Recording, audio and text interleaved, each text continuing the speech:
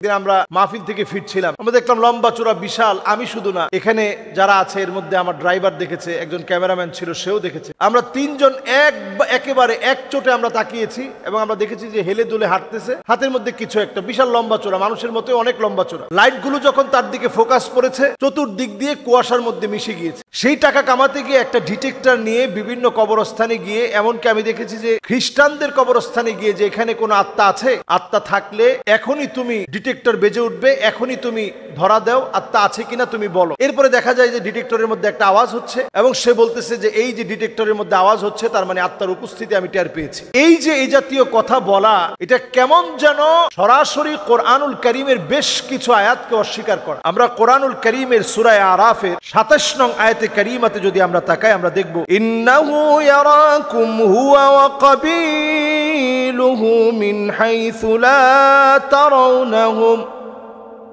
আল্লাহ রাব্বুল আলামিন ইরশাদ করছেন, নিশ্চয়ই তারা তোমাদেরকে দেখে কিন্তু তোমরা তাদেরকে দেখতে পাও না। তাহলে জিনেরা আমাদেরকে দেখছে নিশ্চয়ই, আমরা জিনদেরকে দেখতে পাচ্ছি না এবং দেখার কোনো সম্ভাবনাও নেই। হ্যাঁ, জিনেরা অনেক সময় বিভিন্ন আকৃতি ধারণ করে, কালো কুকুরের আকৃতি ধারণ করে, অনেক সময় বিড়ালের আকৃতি ধারণ করে, অনেক সময় আরো ছোট থেকে ছোট অনেক কিছুর আকৃতি ধারণ করতে পারে, আপনার সামনে এসে আপনাকে ভয় দেখানোর চেষ্টা করতে পারে। তো এই যে বিভিন্ন আকার আকৃতি, এটা আপনি দেখবেন এবং দেখা সম্ভব, কিন্তু তার জিনের আসল আপনি দেখতে পাবেন না। আল্লাহ রাব্বুল আলামিন কোরআন কারীমের মধ্যে বলছে তোমরা তাদেরকে দেখতে পাবা না, তারা তোমাদেরকে দেখবে।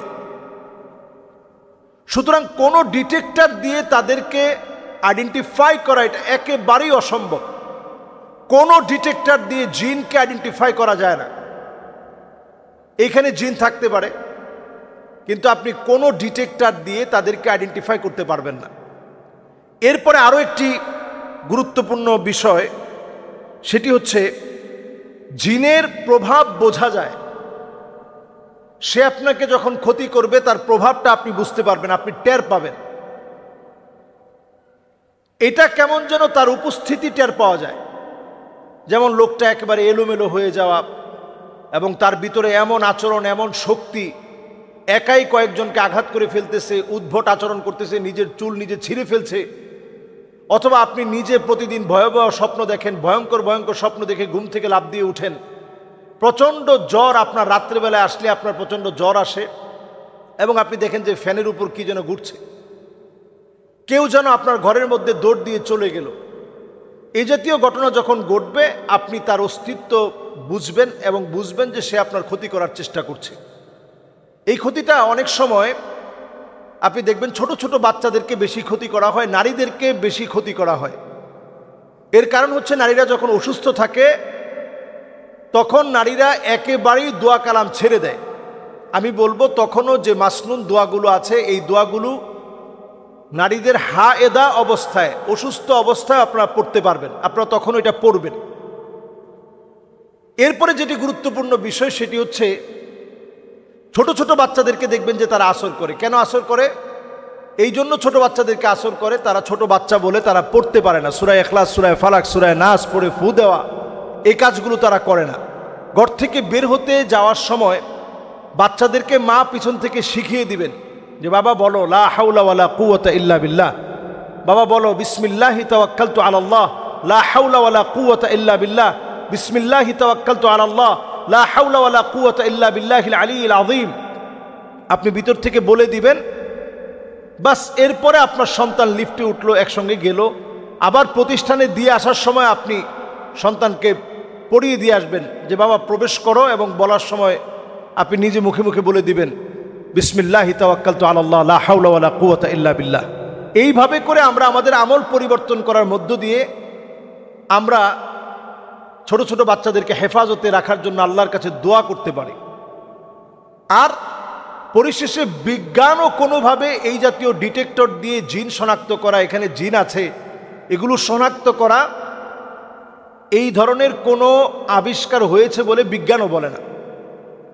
তাহলে আমরা বলতে পারি অশরীরীয় আত্মা অথবা খারাপ আত্মা বলে কবরের মধ্যে গিয়ে জিন খুঁজতে যাওয়া, এটা ভয়াবহ একটা গুনাহের কাজ। এই কাজ আমাদের জন্য হতে পারে না। বরং আমরা কবরের পাশ দিয়ে যাওয়ার সময় ইসলাম আমাদেরকে দোয়া শিখিয়েছে আসসালামু আলাইকুম দারা কওমিন মুমিনিন আতাকুম মা তুআদুন গাদাম মুআজ্জালুন ওয়া ইন্না ইনশাআল্লাহু বিকুম লাহিকুন। আর আমাদের কোনো আত্মা, খারাপ আত্মা, ভালো আত্মা, এই জাতীয় কথা বলে মিসগাইড করার কোনো সুযোগ নেই। মানুষ যখন কবরের ভিতরে চলে যায় তখন ওই কবরে যাওয়ার পরে অনেকেই নাকি দেখে রাস্তার মধ্যে খারাপ আত্মা হয়ে দাঁড়ায় আছে। আসলে এই জাতীয় কর্মকাণ্ড এটা হইতে পারে কিনা? না, এটা হতে পারে না, এটা অসম্ভব, এটা ডাহা মিথ্যা কথা। হ্যাঁ, জিনদের ভিতরে দুষ্ট প্রজাতির জিন যারা তার এতদিনের খারাপ অন্যায় সাক্ষী, কারিন নামক একটা জিন আপনার আমার সঙ্গে প্রত্যেকের সঙ্গে আছে। ওই কারিন নামক জিন যেটা আপনার আমার সঙ্গে প্রত্যেকের সঙ্গে আছে, তার একটা দলবল আছে, তার একটা গোষ্ঠী আছে।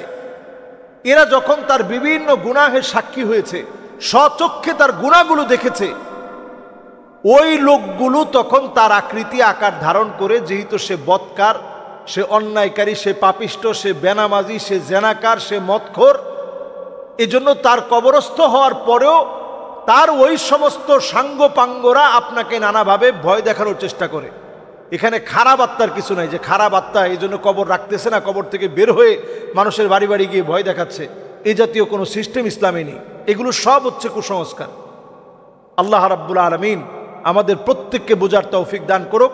কোনো ডিটেক্টর দিয়ে কবরে গিয়ে এই জাতীয় আবিষ্কার করতে যাবেন না, তাহলে জিন আপনাদের বড় ধরনের ক্ষতি করবে, মারাত্মক খেসারত দিতে হবে।